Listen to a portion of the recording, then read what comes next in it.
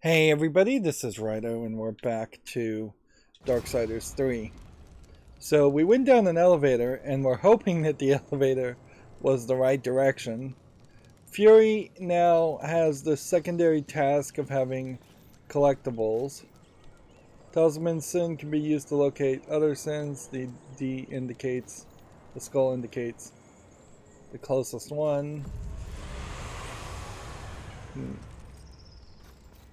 Which doesn't inherently mean that it is the one that you actually should be going for or can even reach, because we've seen plenty of places where they don't seem to really let you progress. For instance, here's a great example. I don't have what I would assume would be some kind of fire attack to burn this down to go to a new pathway. We don't have anything we can really do with our main character shopkeeper there, and we don't have any attribute points. I'm just pushing everything towards strength for now. That may be a mistake. With the bridgestone, you can tell that as far as relics go, you're either getting 4 in the entire game, and we already have 2 of them, or we're going to get upgrades of everything, which would get you up to 8, or double upgrades of everything, which would get you up to 12. Any of those numbers would be believable. We don't have the thing enabled yet that would give us souls from breaking things. Okay, an angelic artifact should be able to... Ulthane should be able to make use of that to upgrade something, but is it really worth it to go back in that direction and back up the stairs just for that angelic artifact? And it really does just seem like you should probably kill enemies as much as possible in an area like this. Although I kind of question even whether we are actively like fighting demons here. These look more plant-like than demonic. So I have no idea what I'm even fighting at the moment. Of course, we're playing in story mode, so killing these guys is pretty easy. These guys, I'm going to have to get used to dashing towards them.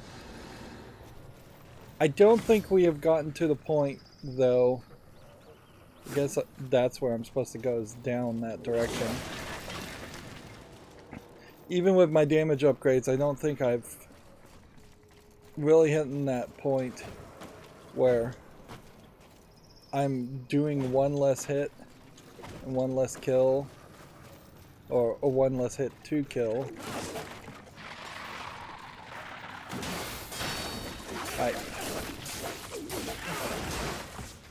And this is seemingly a shadow version of the enemies we've been fighting before, so that's stronger. Now we've collected adamantium. There's a lot of collectibles in this game, it feels like. A lot of collectibles that are going to just be used as upgrade items. And I don't think we're going to get to a point where we can clear out entire areas. We're going to get a triple jump at some point, and things like that are going to start to matter more.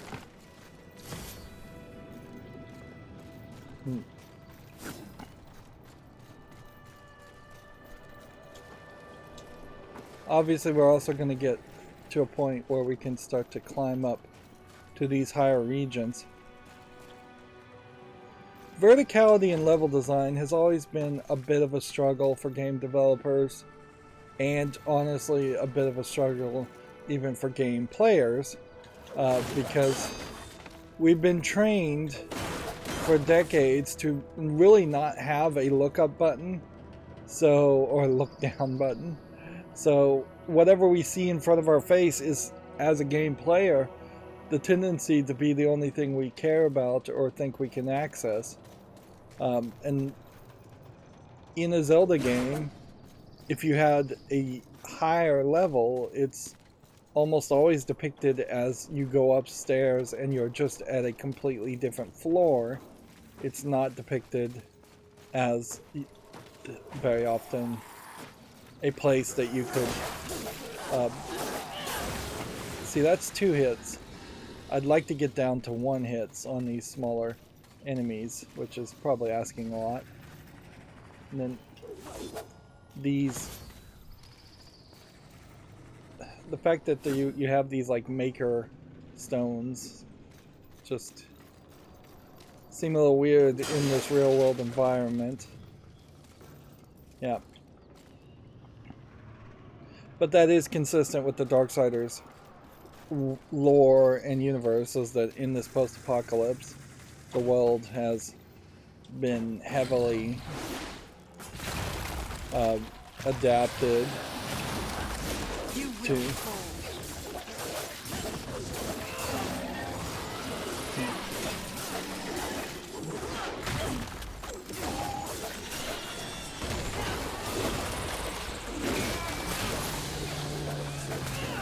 Yep.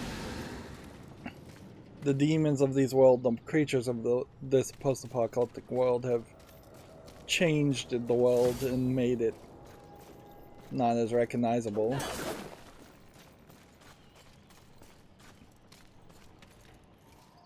Maybe each one of these indicates where one of those big monsters is going to hide, but I don't think so. I think those are platforms, and we're going to get some kind of wall run where we'll eventually be able to get up to them, very possibly with that. And almost certainly that is a bomb, come to think of it. So we'll probably have some kind of hook shot that will let us grab that bomb and then throw it there to blow that up.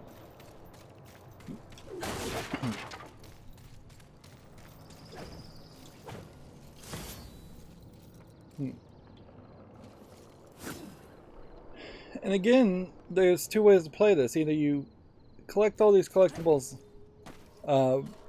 now and use them now, or you collect all these collectibles later and use them later, or some combination that comes to similar outcomes like that.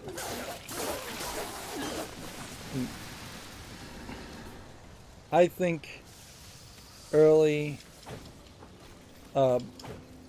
upgrades is probably a smart move. I'd significantly want to increase my defense more than increase my health, though. And I don't know if that's really an option. Here you can see that these creatures are just hanging onto the walls.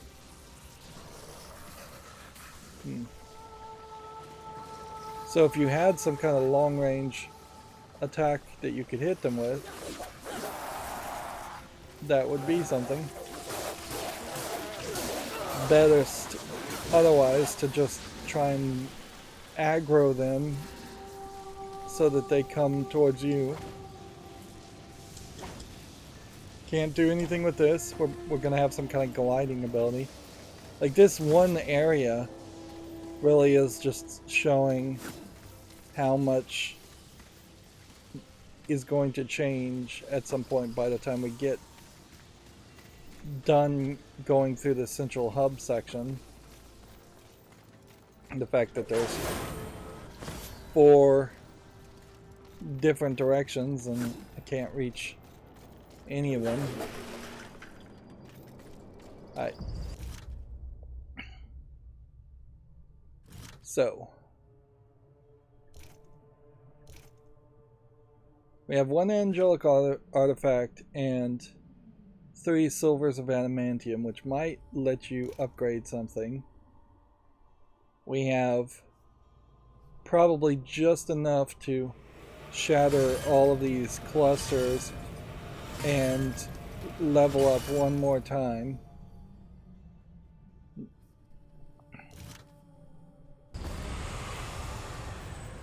And so I think that is probably your best bet, is just to feed souls. If I can hit the right button. It's funny, it's the B button to start interacting with this guy. Then you have to hit A. Then you have to hit Y. And hold Y. As you wish. Take your time. Suppose we should look here and see if maybe he's got something new to offer.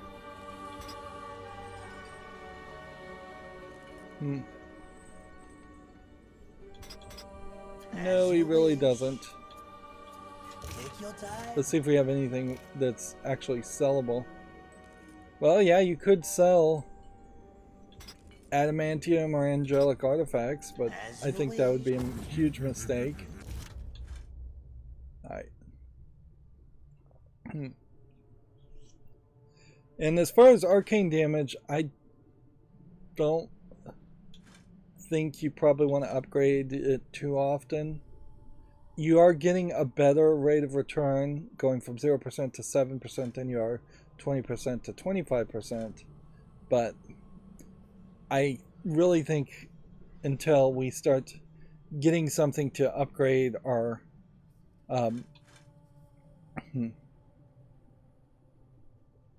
let's see, arcane damage is dealt on evade counters, charged attacks, wrath attacks, and havoc form attacks, which I don't know if any of the weapons I have right now does that. Whereas physical attacks are just tapping X and Y, and that's the thing you're going to do the most of. So I think the smart move is to just continuously go into strength to start with.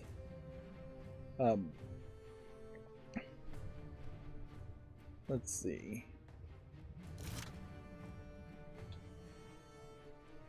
Yeah, I don't see... Like, Thorn Flip is X perfectly timed after dodge, Sin and Punishment is X perfectly timed after forward dodge, and Scarlet Strike is left and right bump. So let's try that. Okay. And I think that used all my wrath to do that. Yeah, I can't do it again. Alright, so that was a mistake, but I learned something from that mistake.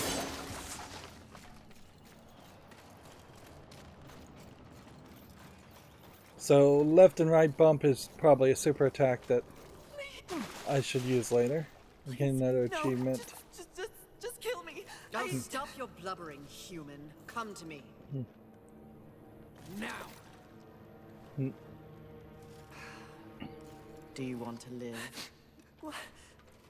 If you want to live, I can send you to a safe place. Safe as any, I suppose. Touch it. So he has Fury with her first human save.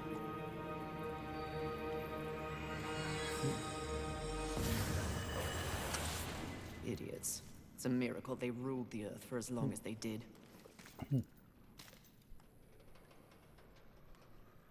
Yep. And it would be kind of funny and interesting if Fury kept that attitude for quite a long time in the game, really just hating humans no matter what. But you almost certainly assume that she'll become more kind-hearted. There is almost the feminization trope that's going to happen here, where she's going to come off as cold and uncaring and eventually become more caring and turn into like a mother-like character. But Darksiders is kind of a great story for that not to happen, and for her to always be cold and uncaring. Inherently, none of the apocalypse... It smells like death in here. Trust me. We shared a room 1,000 years ago. Yep. That's kind of a funny line. Yeah, this would be the game, certainly, for her to be always Fury.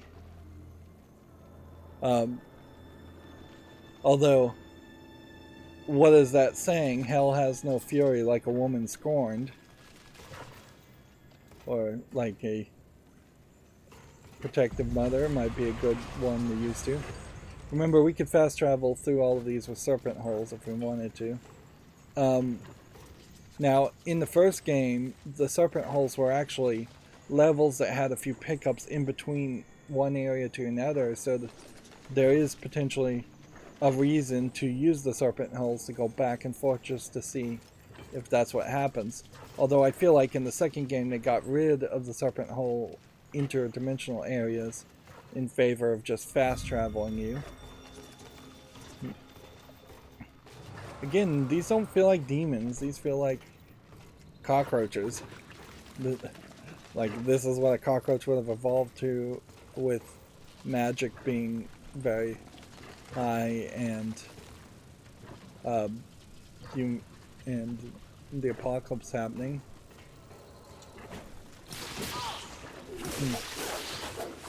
There were spiders in the first game, and these feel similar to that.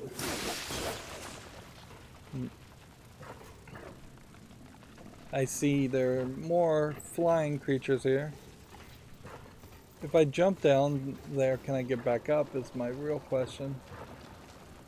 I think you probably could get up at that platform, but maybe I don't want to fight them quite yet.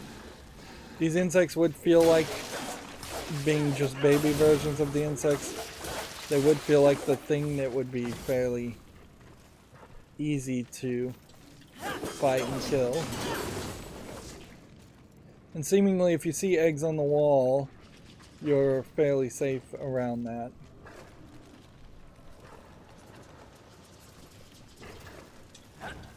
Okay, so you can climb up here.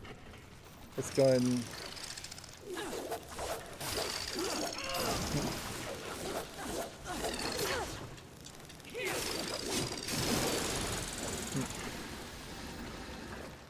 Building up my wrath right now is not a terrible thought on these small creatures. Arguably, maybe you should have gotten into the area that was full of slightly weaker characters, which I still expect these bugs should be weaker characters first, but I could see the balance on an idea of having this underground area be weaker characters but more characters, whereas the demons in the overworld are weaker, slightly stronger characters but not incredibly stronger characters that come in smaller numbers. That being said, we've yet to see that actually play out. There's usually groups of 2 or 3 enemies in the overworld. Here, I'm only finding 1 insect. Of course, I've also managed to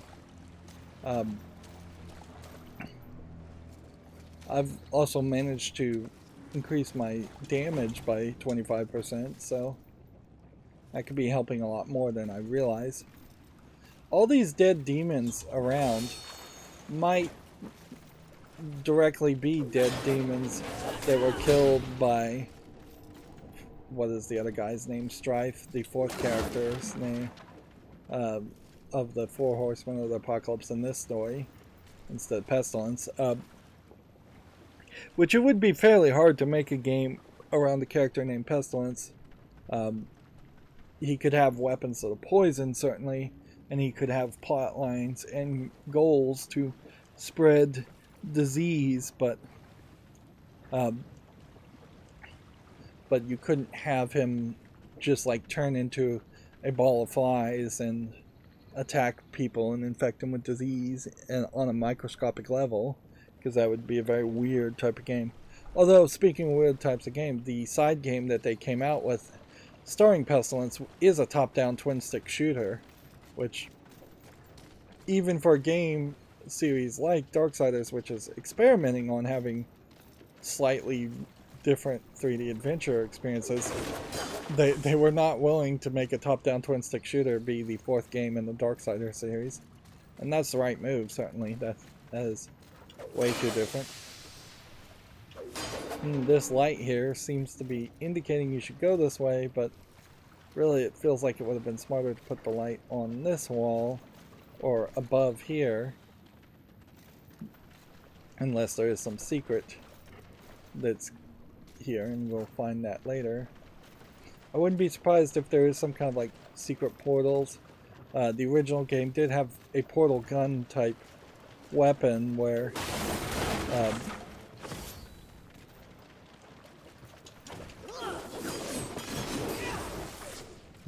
I think you're supposed to shoot that, but I don't have the weapon yet. Yeah, the first game had a portal gun where you would make an exit portal and an entrance portal, and you would jump through it. And there was very limited places where you could place the portals. Obviously, that was influenced by the game Portal, and it's not a terrible idea. I wouldn't be surprised if actually there are Zelda games that existed before Portal came out that had similar type movement mechanics. The main thing about the actual Portal game from Valve is that the portals could be placed on quite a lot of different places, and it was procedurally generating the portals instead of having very tight, narrow, scripted places where you could put a portal, which is much easier to program for and account for.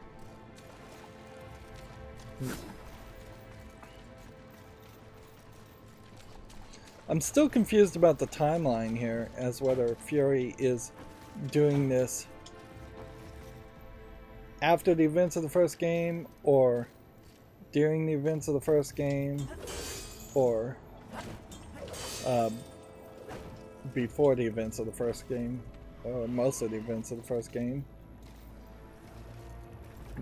It feels fairly nebulous, but it doesn't really explain why there's so many dead demons unless this is set after the events of the first game, at least. If not set after the events of maybe some other characters' events.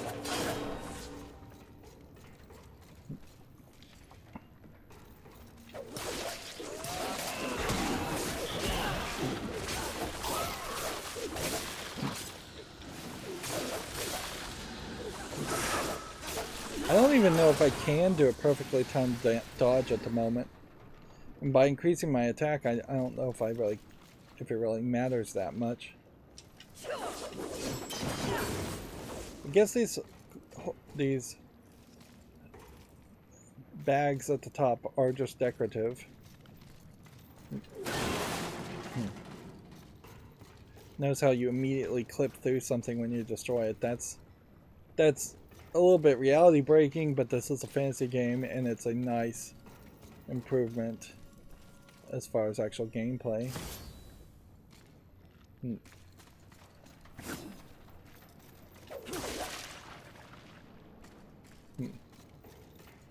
I keep expecting these to open up.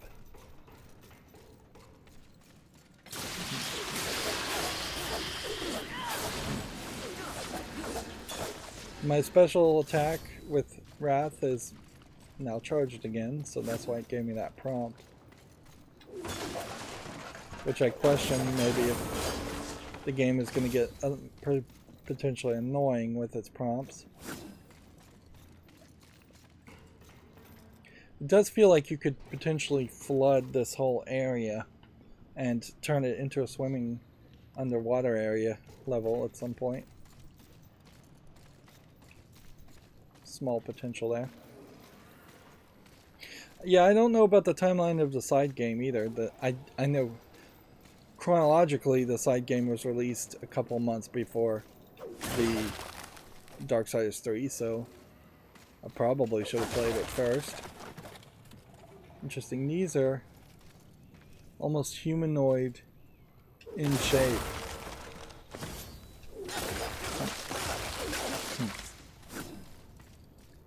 There is definitely a interesting idea around a post-apocalyptic world, or a devastated world in any way, leading towards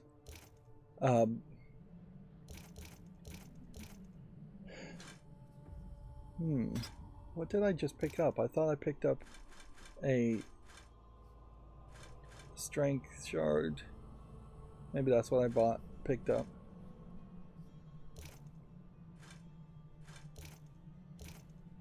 Otherwise, yeah, I have no idea what I just got. But yeah, a post-apocalyptic world where there have just been generations upon generations of other creatures that have evolved and come and gone and replaced themselves over and over again. Alright.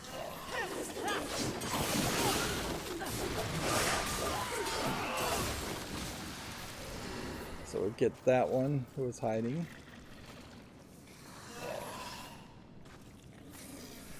On the other hand, you could certainly make an argument to say that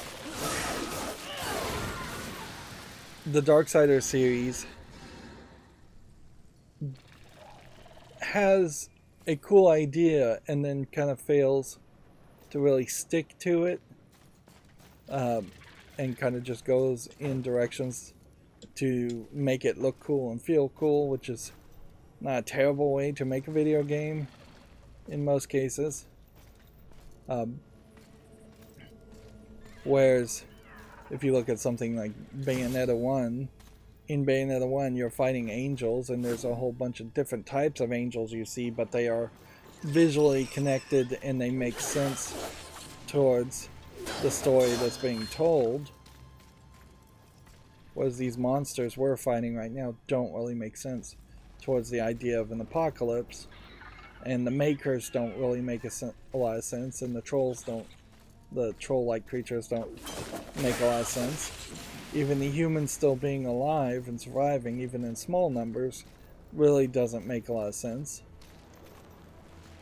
War was specifically told that humans had all been wiped out. I think there's something here that I'm supposed to do to destroy this hive, and I don't think I can do it at the moment, because I don't think I can do it at the moment. I think it is just going to continuously spawn characters here, and I don't think I can grind on the spawning of those characters, because I don't think they're programmed to drop any souls.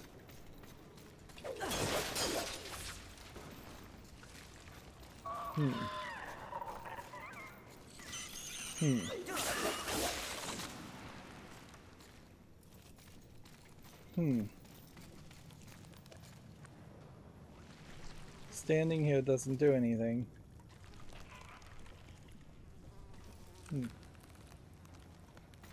Doing this doesn't do anything. Have I gone the wrong direction? Was there another path?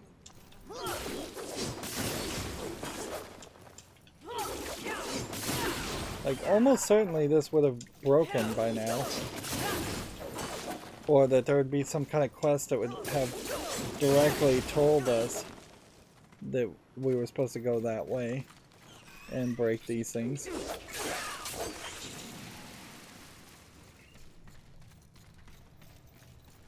Subway, subway, subway. Is this supposed to be a hint towards something?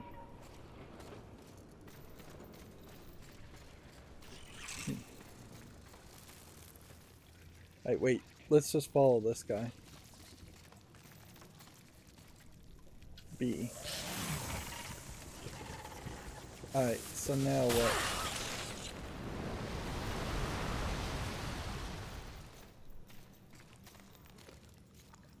Okay. So they come out and they feed on that. and feeding on that burnt the floor and opened up a path. I almost turned around because that wasn't obvious enough as to that being the trick. So at least now we know how to burn things. Being observant is literally in your name, Watcher.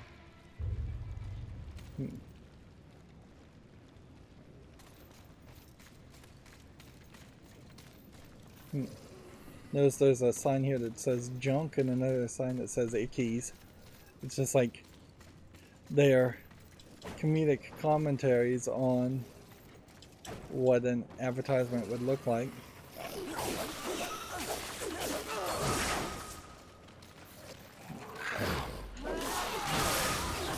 See, that might have been a perfect dodge.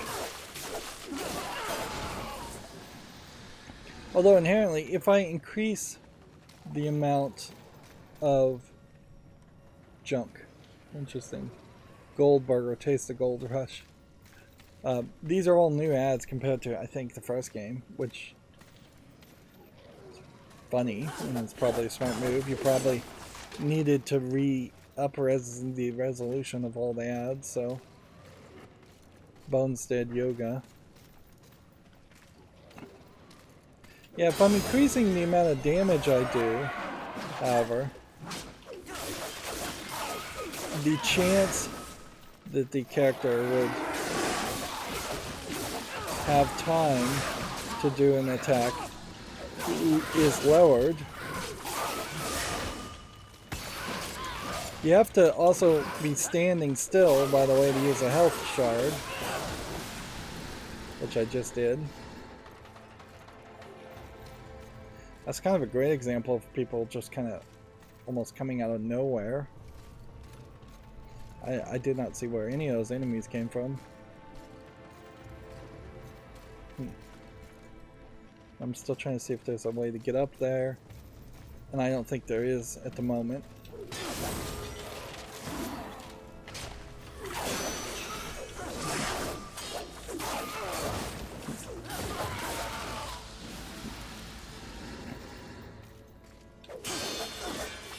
I assume my wrath attack wouldn't burn this either.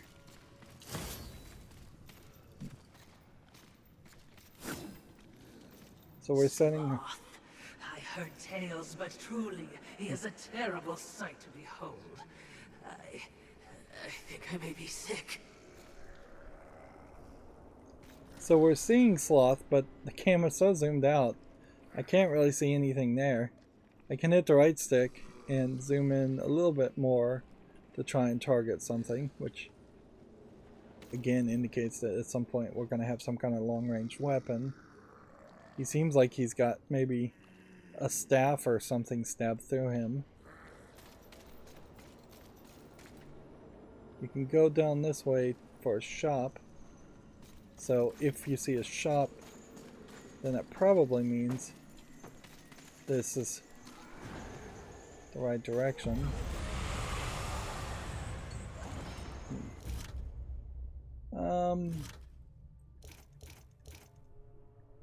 Shatter.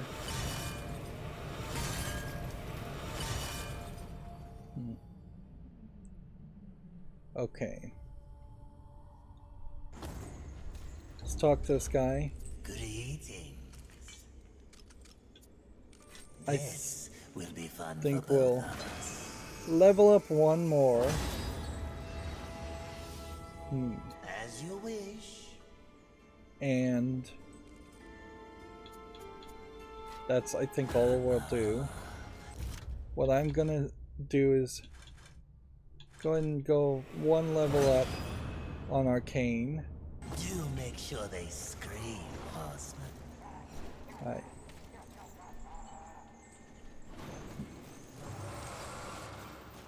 And I'm not gonna use my Wrath Havoc form as an option. Yep. That definitely seems like that's a place where you'd climb. And then we're probably going to go full loop and come back this way because I don't see a way you get up there otherwise.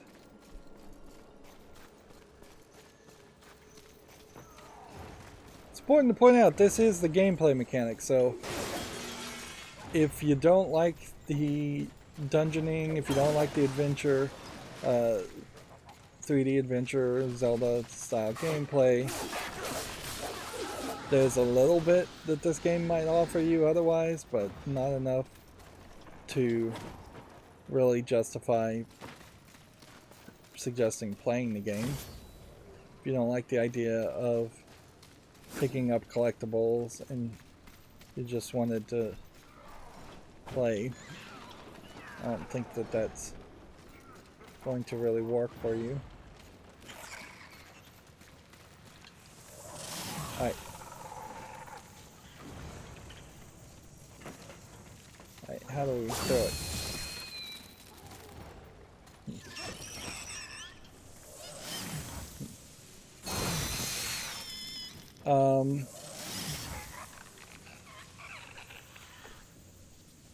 Okay, these will not blow up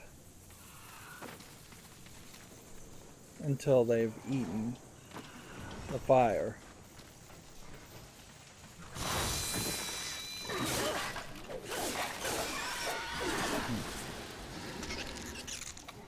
Alright, so you have to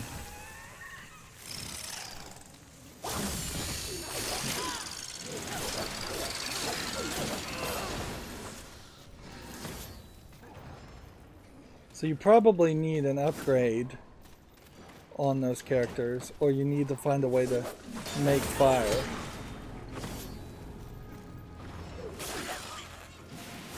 Like, inherently these enemies aren't even really dangerous to you.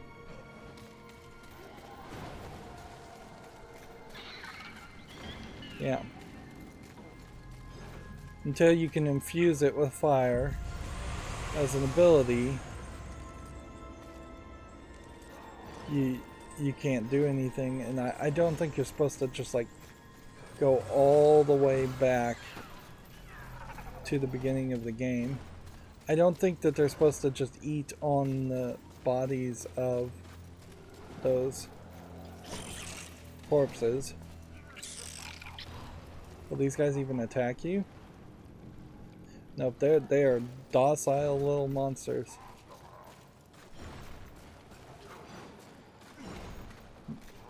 In fact, they seem to just more than be acceptable following you around like little pets. The worst of the smells come from above.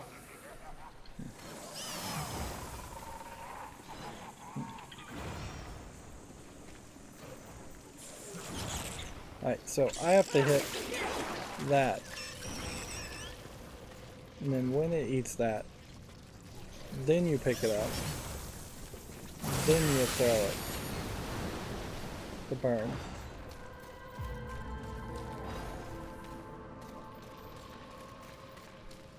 And I thought for a second there that meant that I would end up burning a lot of things, but it doesn't really seem like that's the case. Yeah, that would be fairly annoying if you did have to burn something over and over again.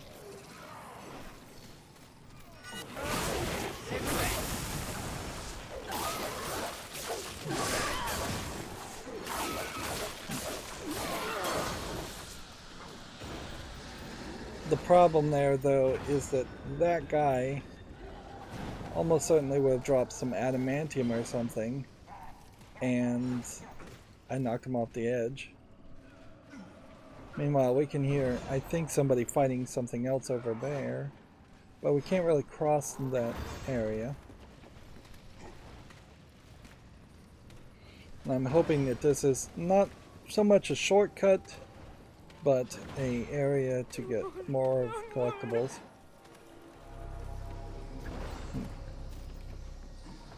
And I assume at this point saving humans is just going to be touching them with the item and teleporting them. If you have to actually talk to each of them, then that gives some room for more cutscenes, certainly, and more dialogue, but What do you want? it also would be smarter and faster just to have Fury tap the item. What is this?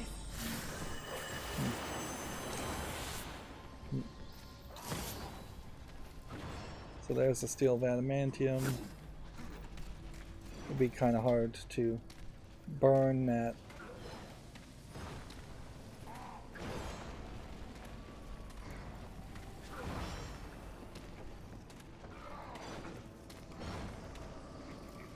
So we may have found a shortcut.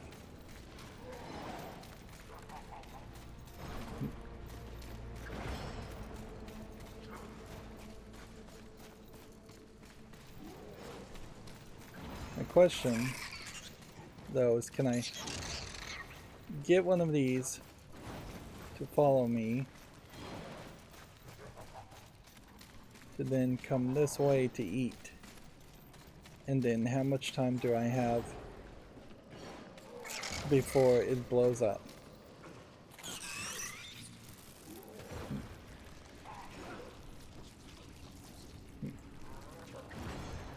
Seems like at that point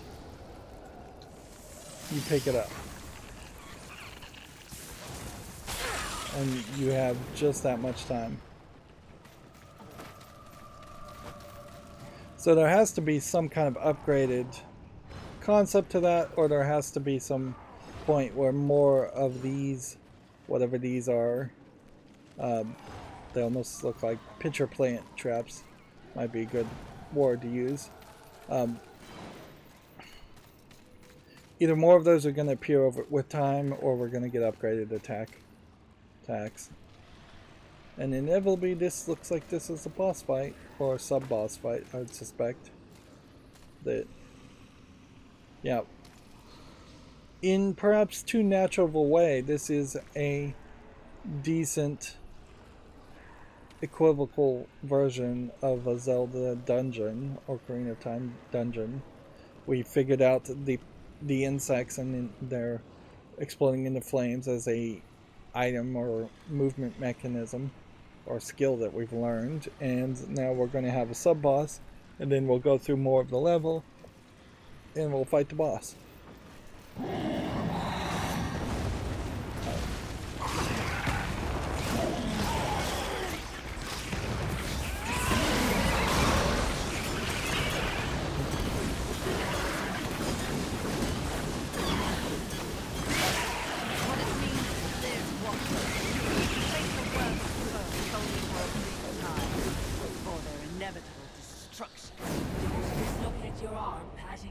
On the back. How do you plan on dealing with that, my bloodthirsty mistress?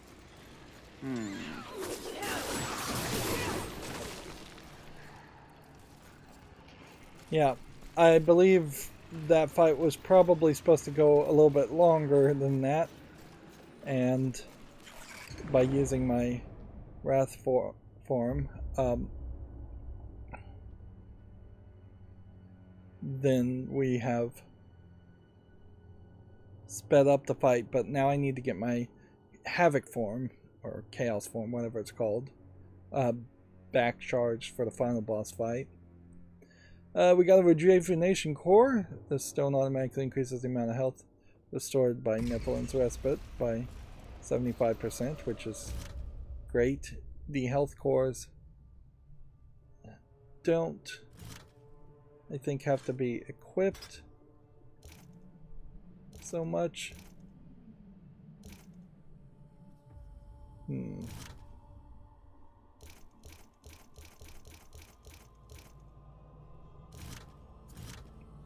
Nephilim's Respite here. Healing plus 75, capacity 2 plus 0. So, yeah. Or respite. I'm gonna call it respite, but probably is respite.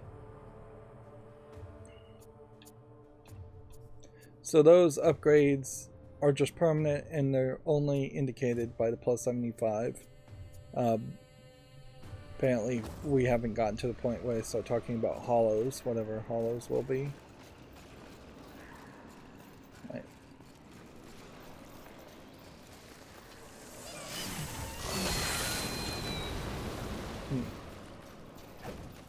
You get the funny little screaming in pain from them blowing up and dying.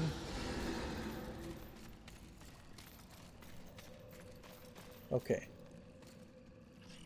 This red one very possibly unlocks a different way. This one we do know unlocks the same way. So I guess the question is, if I was to pick this up, could I angle this in some way to throw it to actually hit way over there? Like I'm gonna have to do something like way back here if that's the idea.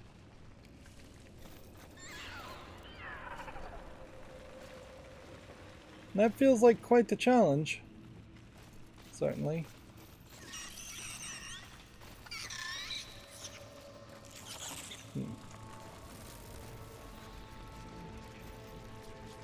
Right.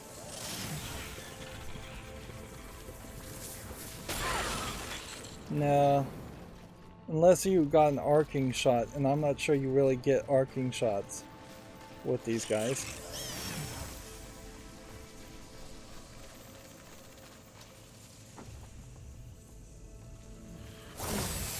Nope, it seems pretty straight down the middle as far as the shots go.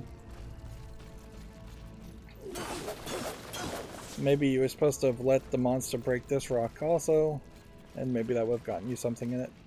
Noticeably, you also don't get extra characters spawning from these nests. So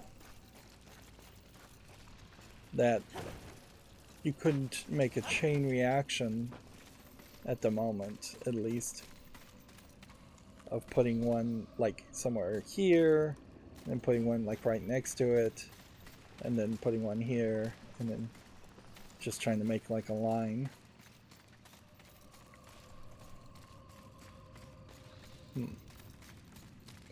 This oddly paints you in a corner where if we ever get a weapon that does fire damage, it has to be a weapon that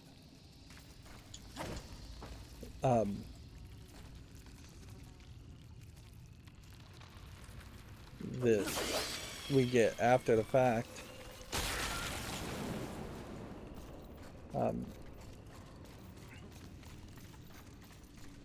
After the point where it's no longer necessary to do the bug puzzles to unlock to burn the webs.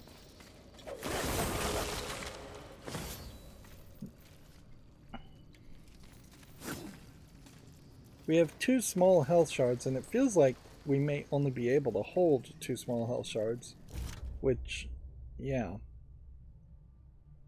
So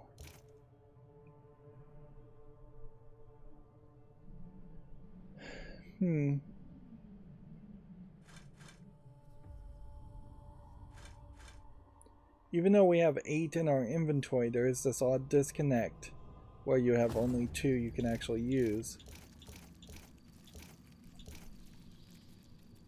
Oh. Or have I been using Nephilim's Respite instead of healing shards? Oh yeah, those are separate things. These are not refillable. This is. So really I should probably be using Nephilim's Respite more, because you effectively do have infinite amount of health as long as you can recharge it. And I'm just playing the game at an easy enough level that that's not even something I've been concerning myself with.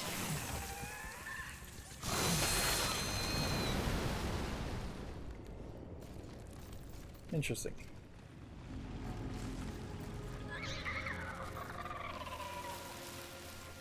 So red is temporary.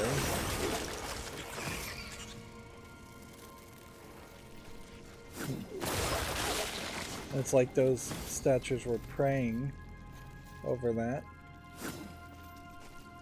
And I doubt we're climbing out of that crack, and that's just for lighting. One of the problems with Darksiders 2 was that you were in these kind of castle buildings a lot, and there was a lot of broken walls, a lot of stuff that really looked like it was something specifically designed to allow you to just at any point leave the castle and run into the open world. Right.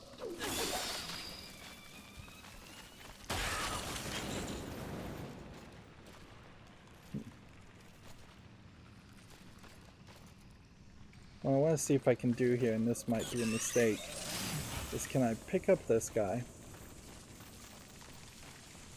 And I guess I can take him with me.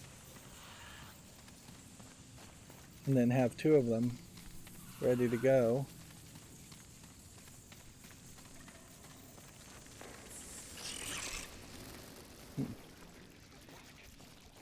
Okay. Throw that. By the way, B to pick up, right trigger to throw.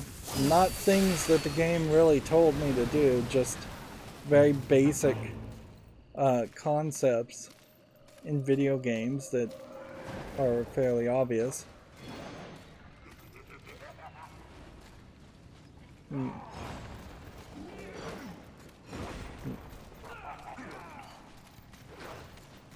Yeah, I feel like I'm gonna find a troll or something over there, not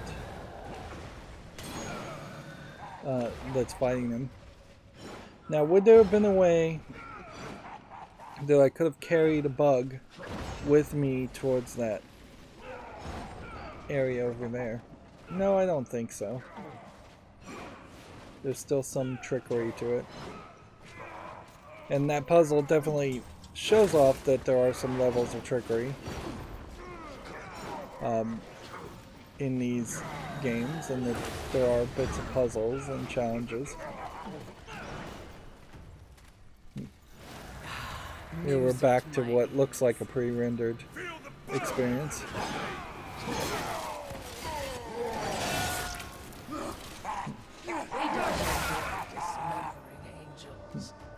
We all need a hobby.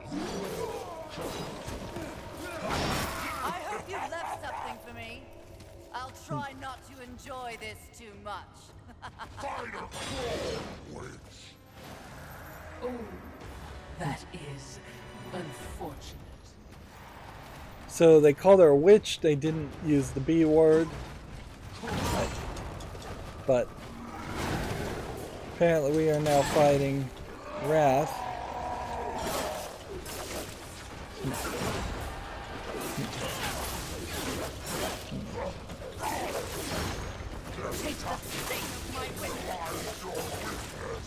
So, very noticeably, the game has tricked you into thinking you were going to be fighting Sloth, and instead you're fighting Wrath.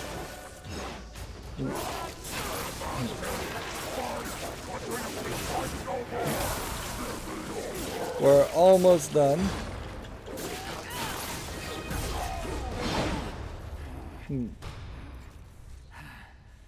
The Four Horsemen don't care about demons or angels. They don't like either one of them. If anything, they see them as Your master summons you.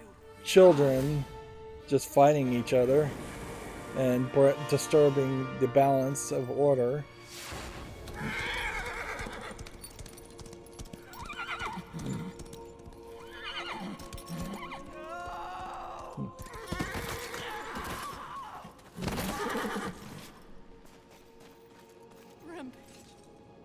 Get up!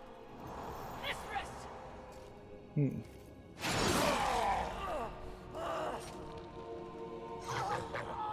It's funny what you remember in between screams. siblings used to refer to you as the dumb one.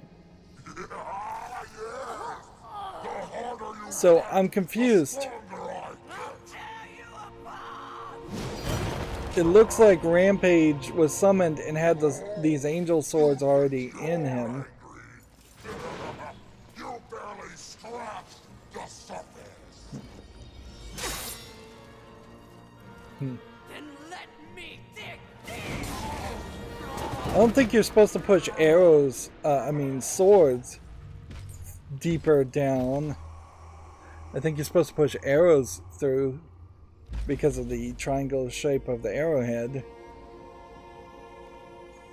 Like swords you're supposed to pull out or leave in. We were set up. War. The others. There are great forces at work here. Watcher, help. Something is wrong with the world. Delicate order is imbalanced.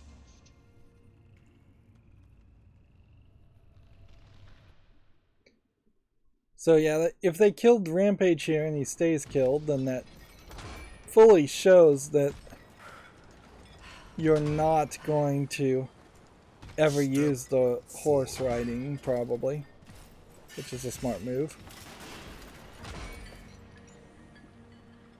Now I ask of both angel and demon. Do you arrive here of your own free will? The tenants of the Hollowing demand it. Here we have a new character I don't recognize. Lord of the Hollows. As do I. You have both fought this war since the dawn of time. You are weary. Yet, immortality prevents the ultimate respite.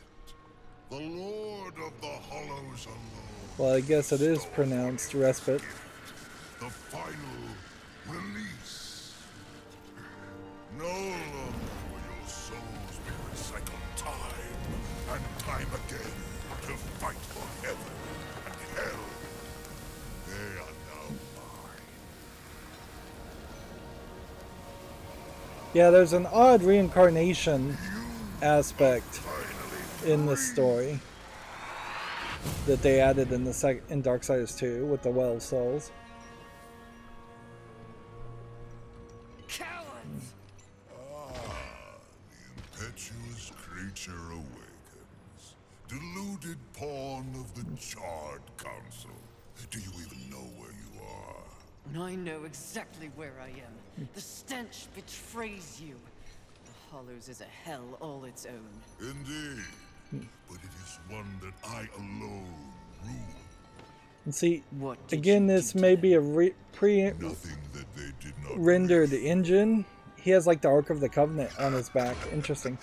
You wear your ignorance on your face.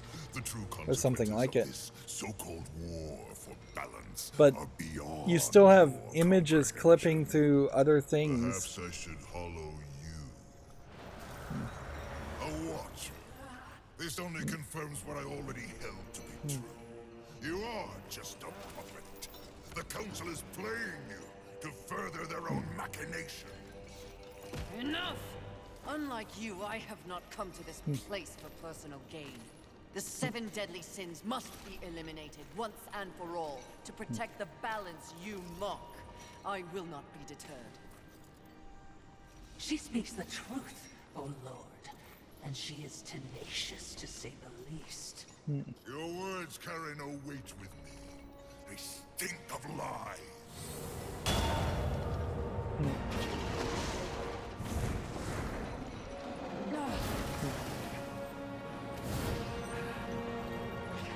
Prove your commitment to balance.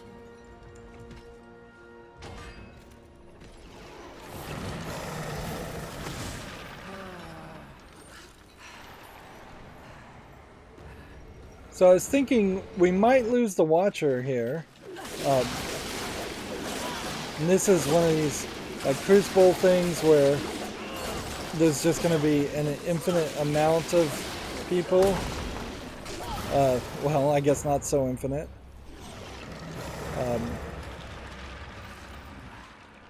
And those were fairly easy to kill. This is more than a test of battle. A demonstration, horseman. You are equipped to combat. Your whip ready to crack. True righteousness requires true insight. If this was a test, you have failed. To resist a call to raw impulse is a different type of strength. Spare your wisdom. Interesting. I wonder what would have happened if I And when didn't prove it to attack the anybody. council, I alone will lead the horsemen. The seven will be destroyed, along with their designs for a world far more hideous than the apocalypse we already know. Very well. You will need this.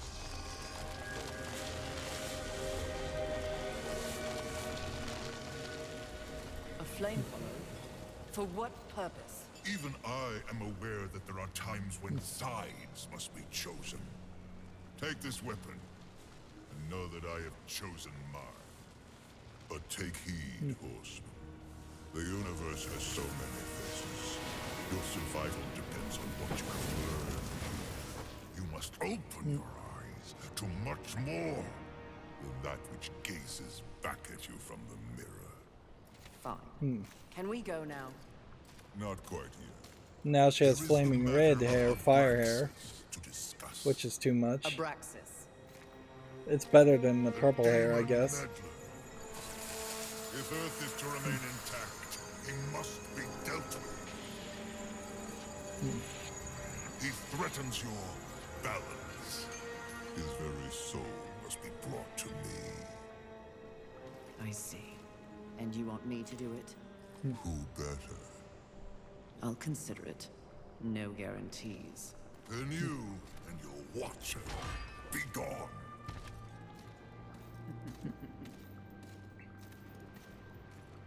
So she's just gonna walk out of the hollows. Another achievement here. Press left bump and B to activate the flame hollow. Press Y to perform an attack with a flame hollow. Hold Y to perform a charged attack with a flame hollow. So now we have this flame form. I wouldn't be surprised if there is a fire, earth, water. What would be the other one? Fire, earth, water, and wind type of fire attacks. Or elemental attacks. That being said, interesting, it's now a yellow skull. That doesn't... The fire hung. Something changes when I hold it. I can feel its power coursing through my hands. Like, in none of the previous games would the appearance of the character change, would their hair have changed when activating that kind of attack, or activating or using that kind of elemental attack. Furia is impervious to extreme heat, so she can just walk in lava, I guess. I feel nothing. Like wading through a pond.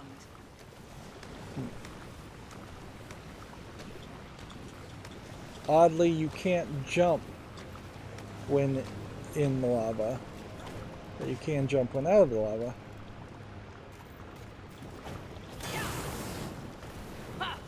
Incredible! Press and hold A to get a burst upward, apparently.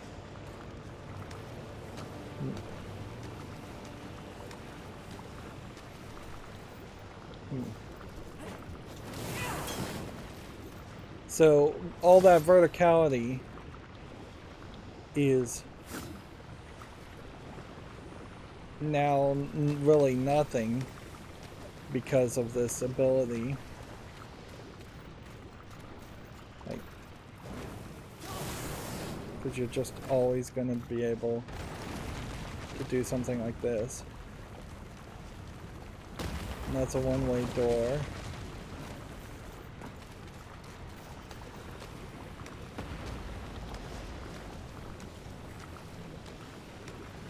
And there's maybe nothing more this way, other than some more lurcher crystals. Although, definitely looks like there's something more that way, if you could figure out a way to get that way. But I imagine these are impermeable walls that aren't going to allow for that. So on one end, this door could be a quick exit, but I don't see how it really would be a quick exit to the hollows. On the other end, I imagine it's actually just the beginning of going through a different type of dungeon now. We went through one dungeon that wasn't really that big, really, but that's fine. We don't need a bunch of rooms and a bunch of hallways.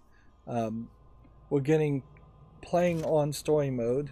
We are getting more than far enough away, more than enough currencies to upgrade things and have a decent time. We now have a Chains of Scorn, which maybe there would be an argument around moving to this. I don't know if that's going to really change our attack any, so we'll have to try that out in the next recording. We're making a decent amount of progress with the Chains of Scorn.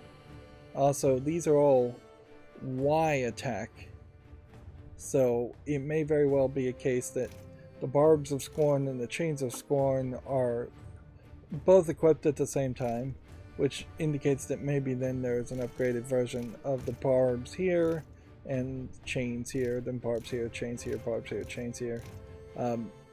That doesn't quite balance out though, so it would make more sense that there's a third weapon, some like really powerful B button type weapon or chaos form weapon that we eventually get, and then there's an upgraded version for the chains, the barbs, and that third weapon, and then there's a second upgrade for the chains, the barbs, and whatever that third weapon is. Compared to the second Darksiders, there's a little bit less here, but then there's a lot of stuff that just is kind of getting moved around, being arguably too experimental. I'd also say this menu is kind of badly set up. I don't know if you can even really turn off the Chains of Flames, or this Flame Hollow. The game's not really saying that you can. But yeah, kind of a bad menu setup here, because you would expect maybe that the right trigger would just go from here to this next subcategory, and then right trigger instead of right bump would go between weapons, consumables, ingredients, and crystals, and you would just move those 5 icons up into the top right inventory spot, and then what you would want to do is have the weapons again be moved back up to the top right inventory moveset spot. And so you could have like a collapsible folders, even if it was a situation where left trigger moved you between the 3 major inventory things, and then right bump and left bump moves you in between subcategories. The subcategories really should be directly below the menu prompt on the top right. It's a bad layout. It's definitely not as good or as pretty as the first game's menu layout was. Alright, well, I'll leave it at that. We still seem like we're on track that we will fight the 7 deadly sins, but we also are going to fight, I want to call him Abysmal, but the named demon that was mentioned, because I believe he was a character that's been previously mentioned, where this King of the Hollows character seems to be brand new for this third game, and oddly that was also true in the second game, is that Death was dealing with this other new character, so they seem to love to introduce these new characters as the big boss that is uniquely the big boss, or at least uniquely a character to that specific horseman of the apocalypse, which creates perhaps a slightly overly complicated narrative and world. I don't really know for 100% certain if the final boss at the end of the Darksiders quadrilogy is going to be Eve, the mother of all Nephilim, or if it's going to turn out to be someone else that you just haven't even heard of and don't ever see. It does irritate me that that cutscene was not visually better depicted, with the horse having swords through him, to the point where summoning the horse and having him be stabbed by an angel sword immediately at that point would have been the better move, and I bet they were unwilling to show that kind of animal cruelty on screen, and that is the problem. I'm hitting the wrong button. I'm trying to get to the pause menu, and instead I'm getting into the options menu. But yeah, visually it would have made more sense for the horse to be summoned, there to be a couple angels come out of nowhere. You see the angels, you see they have their swords, you see them throw the swords, you see the swords fly through the air and go through the horse and kill the horse. Although a horse that is summoned out of the earth and is ghost-like, it's kind of questionable why a horse could die and you couldn't just resummon it and recreate it over and over again. But well, ignore that part. But because they weren't willing to show that, I'm confused a little bit. It doesn't matter. At the end of the day, it looks like the horse is dead, and we're not going to do anything with the horse, which is fine. Each of the horsemen need a horse, although we're being very fast and loose with a lot of terms in the horsemen. One of them is a female, one of them is not pestilence. But yeah, if you're going to call them the Four Horsemen, you should inherently have them have horses at some point, but that doesn't mean that you actually need to have them riding the horses in the game, which is not the best gameplay mechanic. Ironically, now in 2022, they're starting to make more and more games where there's motorcycles instead of horses, which honestly probably is easier to program a motorcycle to work in a video game than it is to program a horse to look natural in a video game. Horses have been long since been the ambition of programmers to make them work and not be glitchy, and for a long time they have failed miserably at making horses work in games and not look glitchy. I also have a slight concern, but not a huge concern, that they called her a witch instead of the B word. I would like games to be more open to being more adult if they want to be more adult. This is not really a game that benefits by potentially going for a higher M rating or even going for an adults only game. It wouldn't make a lot of sense for Darksiders, the third game in the Darksiders series, to all of a sudden have a huge amount of cussing, to potentially have nudity or actual sexual acts being shown in the game. That just wouldn't be in line with the two previous games. But inherently, I don't like the mushy middle on it. They probably shouldn't have called her a witch at all. That just no insult is really necessary. That's been done a million times. It is not necessary. I would appreciate, particularly in this post-apocalyptic world, if all the 7 deadly sins and all of the other creatures just looked at Fury particularly as one of the boys and treated her just like one of the boys, and didn't have any misogynistic statements to make at all, because why would they really care? Why would there be sexism between Wrath and a Four Horsemen of the Apocalypse? It just doesn't really make sense. That would almost make more sense if the humans were saying it to her, because then that would apply more. But I'd prefer the game to just stay away from it, because we're already at a power fantasy level of 100 out of 100, so Fury as a strong empowered female is is already there. Why can't that be enough? Do we have to also say that, oh, she's treated worse or different just because she is a female by demons and by 7 deadly sins and other creatures, and even the Charred Council? And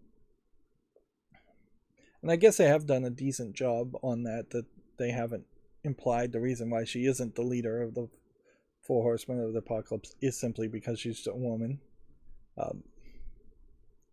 But yeah. Alright. I'm going on too long though. We've already played for an hour. That's going to be it for this recording. As always, I ask you to like, share, subscribe, comment, and watch every second of my videos. If you want to further follow me on any social media sites, there's a whole bunch of links down below. And if you want to support me further, there's a link to Patreon, or you can friend me on Steam and gift me a game off my wish list. Thank you for watching. Have a good evening.